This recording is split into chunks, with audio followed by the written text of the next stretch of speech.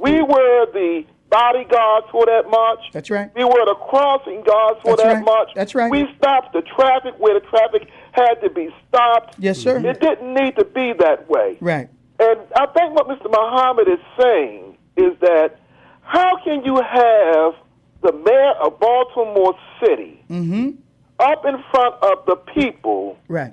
when just the other day Yes. she had an opportunity to reverse an action which was just as bad as anybody out there murdering people when she imposed Yeah. a 50% rate hike Yeah. on people's water bills. Right. Now I got to cut you. Which is like murder, man. Yeah, I got to cut you off just for some clarity, brother. That was a 42% now. But if Okay. she go to 42% and you count what they did last year, that's Absolutely. That's 51%, brother. But That's please what I'm continue. talking about, brother. Yes, sir. Okay? Right. And so, when I couldn't be in your march, man, Yeah. okay, knowing that she was out in front, because to be honest with you, man, I hate this mayor. Yes, sir. I hate being around this mayor. Right. And like Mr. Muhammad said, if you want to do anything on Wednesday at 5 o'clock, That's right. this is more important right now than anything in this city what Carl Stokes is bringing up. That's right. Yes, sir.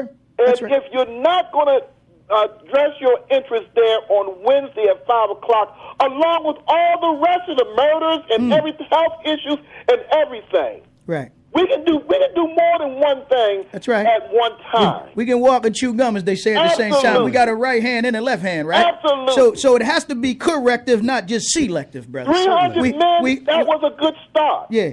But let's not make this thing. We don't need them. Yes, sir. They Right. are the enemies. Right. They are the enemies. Don't let them infiltrate your what you want to do. Yes, sir. They are the enemy. Right. So I hear you saying don't let them co-op it, because when they co-op it, they're going to co-drop it. They're after going to that, brother. co-drop you. Yes, sir. I'm telling you, man, I know. Yes, sir. Exactly. Right. And So the next time, brother, just do what you got to do. Right. Yes, sir. Right. You don't need no permit. Right. When you're marching, you have men there. People will stop That's right. if you're coming through the city. Yes, sir. No, we're absolutely. Thank you, Brother James. Yeah. Appreciate Thank you you, checking man. in. And we'll take more of your calls, 410-761-1592. Now, I know a lot of brothers was out there yesterday, and sisters. Now, if you want to get in on the conversation, I know it wasn't just Brother James in terms of what he had to say. But, again, if you're someone who's lost a loved one in this city, man, I want to know, did you get an invite to come out to be a part of the march and the demonstration? Did you get that call? Did you get that email? Did you get a message from the mayor saying, look, I don't want to be the only black woman up on the stage speaking? So, sisters, again, I'd like to know, for the mothers, the aunties, the uncles, the wives, the grandmothers that's lost loved ones, lost children to the acts of violence, again, and why young people wasn't allowed to get up on the stage to speak. I just got to ask, you know what I mean? And that's what we should. And so the main issue or the main point from yesterday was to bring out exactly what took place. Yes, sir. And Correct. when we bring out exactly what took place, it's easy to see exactly what didn't take place. Right. That's you right. see? And so that's what we're doing. That's we're all we're bringing doing. this to Yes, light sir. today. We're just bringing a little light to it and then asking, are they tying it to any legislation in the city hall? Here's legislation with what Carl Stokes is doing, tying it to legislation in Annapolis with Delegate Carter and the other delegates so that we can really see some substantive change. Let me go to this clip. We'll come back to more to State of the City. Baltimore men gather for a 10-mile march to stop the violence in our community. This as 2 more people are murdered in Baltimore just today. WJZ is live. Megan McCorkle has more on tonight's event. Megan? Well, Denise, organizers were hoping for 300 people to march alongside them against violence here in Baltimore City, and it looks like they may have doubled that. A sea of men stand shoulder to shoulder as they march to send a message. It's a show of strength that we do care. These are our neighborhoods, these are our families, and we will not let the evil factors take over the little bit of what we do have. The 10-mile walk along North Avenue from West Baltimore to East Baltimore and back. There's a lot of violence surrounding it, so you pick that North Avenue is known as the belly of the beast, so to speak.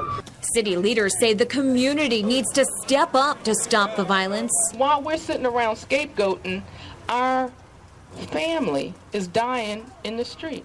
Time for talk is over. Time for saying enough is over.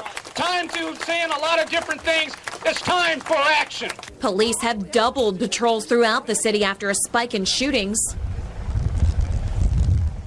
But Friday afternoon, another murder. A woman killed inside an apartment in the Upton Courts complex. Investigators say this neighborhood is one of the crime hotspots where they've increased patrols. Those rallying say it's going to take more than added police to make the bullets stop. Violence is an infectious disease, it's an epidemic.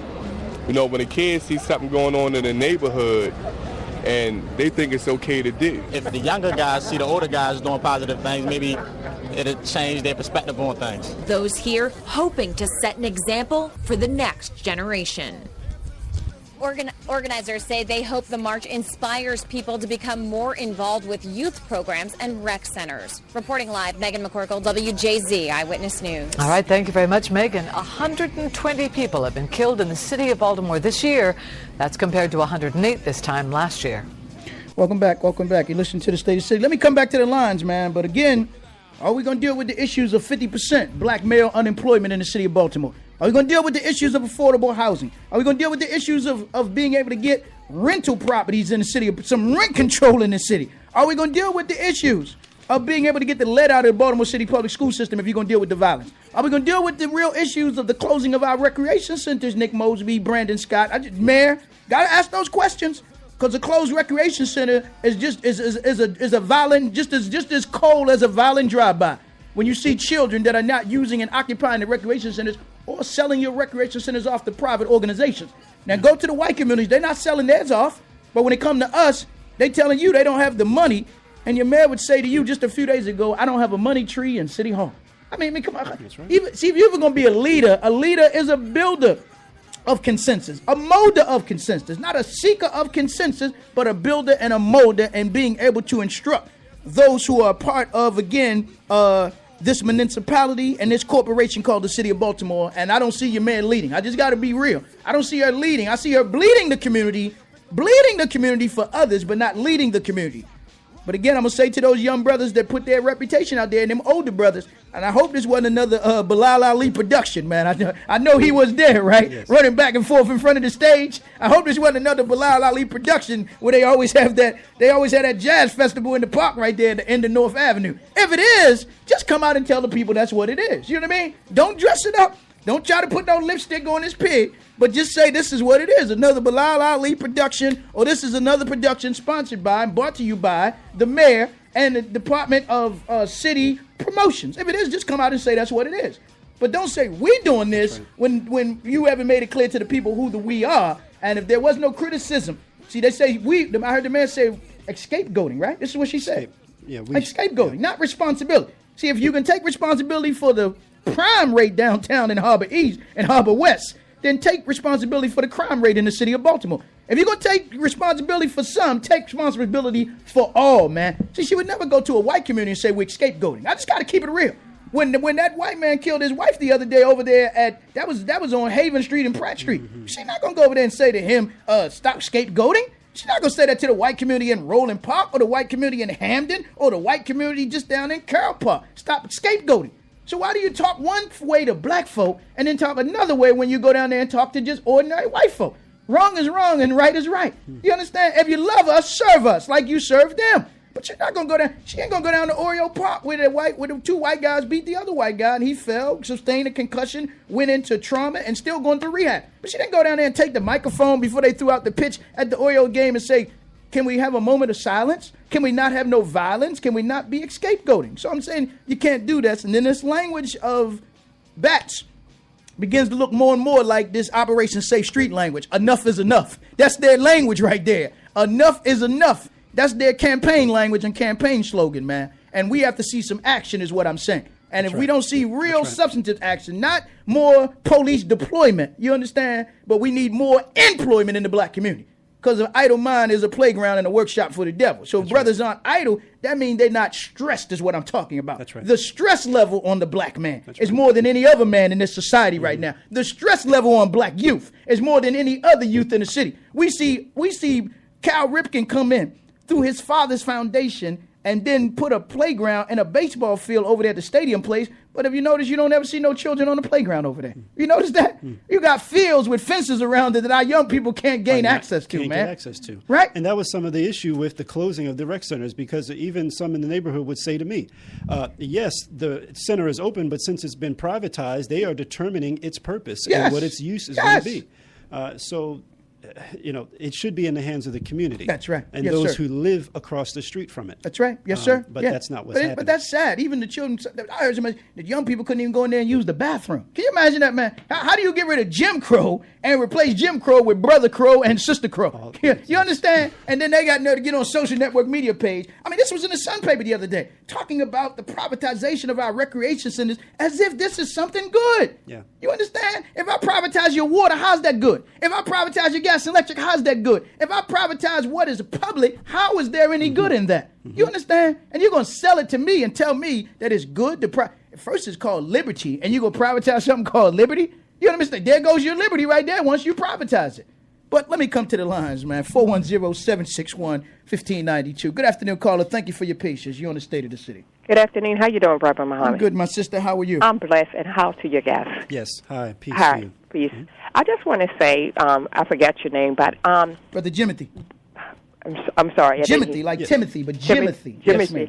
I would just like to say, when you go before the mayor and your group of men. Now, this wasn't Jimothy's group. Let me make that clear. I'm sorry. Jimothy was just an observer and a participant as a citizen, but also as the founder of his organization, the American African Committee. So he's not one of the ones who was an organizer or had no direct part of the march, except that he was there again to observe and participate as a citizen. All right? All right. All right, please continue. I just want to say that we as African people, we have to make sure and understand that we are the ones that's going to save us, not the mayor, not the police department, but us. And that means that we, and I want to say this publicly, we as women, we got to let the men step up first.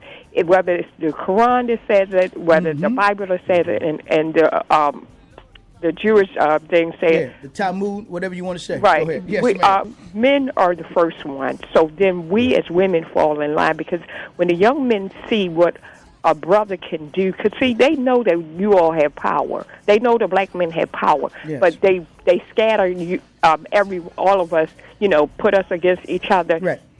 And that shouldn't be. We should all stand together, stand firm, and march down to City Hall for the whole summer. Be right down there. That's Be willing to get arrested, like Martin Luther King said. He said that when they couldn't get adults, they got the youth, and the youth was willing enough. So we had to make our youth strong and willing enough to go to jail, to fill up those jails until they stop closing our recreations, our schools, and the homes and stuff, because some of these homes are sitting here that the city owns. That's right. That housing, and there's nothing wrong with them. Yes. I had a supervisor that he worked for maintenance, and he had to go inspect those homes. They were bricked it up and everything. He said there wasn't nothing wrong with them.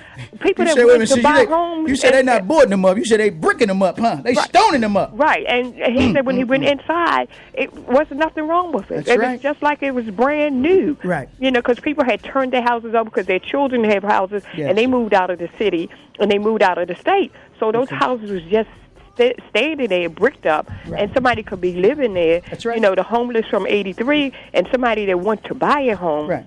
These single mothers, them same mothers that the mayor was referencing that she's speaking for. All these single mothers that's on, again, not just in terms of social services, but they in Section 8, and now they pretty much trying to just demolish Section 8 or keep the people on a waiting list so long that the people can never get into the homes. And these are reports that the Abel Foundation and others have been sitting on, talking about the affordable housing and Section 8 housing and public housing in the city of Baltimore is at the same level where it was in 1959 when they built the Poe homes.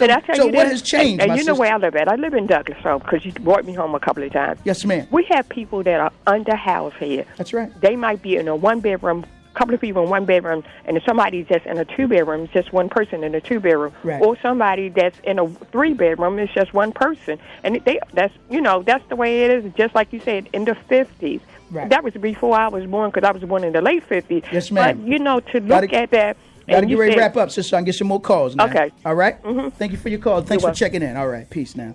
And we'll take more of your calls, 410-761-1592. But I would like to see if the brothers are willing to take that march downtown, brother. You know what I mean? See, I ain't got a problem if you're going to march uptown, but let's take that march downtown to the seat of power where the decisions are made that create the conditions that exist uptown. That's right. And march to Harbor East. Now, I'm telling you, I've been in Harbor East a lot lately.